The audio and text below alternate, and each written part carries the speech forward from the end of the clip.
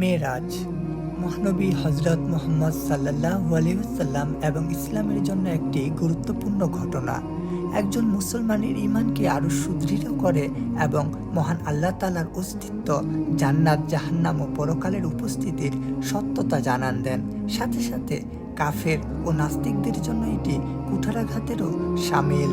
হযরত মুহাম্মদ সাল্লাল্লাহু আলাইহি ওয়াসাল্লামকে সারা বিশ্বের জন্য রহমত স্বরূপ এবং জিন ও মানব জাতির হেদায়েতের জন্য প্রতিনিধি হিসেবে প্রেরণ করা হয়েছে।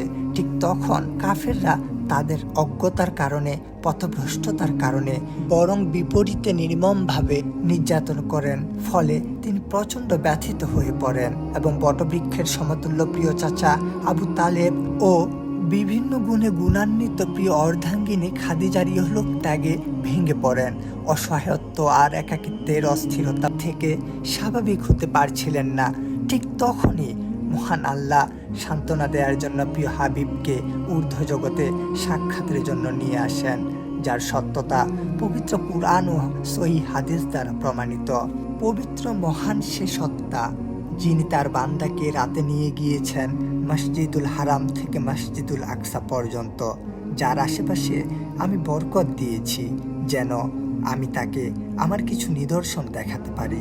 নিশ্চয়ই তিনি সর্বশ্রোতা, সর্বশ্রেষ্ঠ। সূরা ইসরা আয়াত 1। হযরত জিবরাইল আলাইহিস সালাম মহানবী সাল্লাল্লাহু আলাইহি সাল্লামকে সাথে নিয়ে পবিত্র মক্কা নগরী থেকে মুসলমানদের প্রথম কিবলা বাইতুল মুকাদ্দাসে নিয়ে যান, যা ইসরা, এবং সেখান থেকে ঊর্ধ্ব জগতে নিয়ে যান, যা মেরাজ নামে পরিচিত। এবং ইসলামের দ্বিতীয় গুরুত্বপূর্ণ স্তম্ভ সালাত অত্যাবশ্যক করা হয় এবং দৈনিক 5 ওয়াক্ত নামাজের বিধান নির্দিষ্ট করা হয়।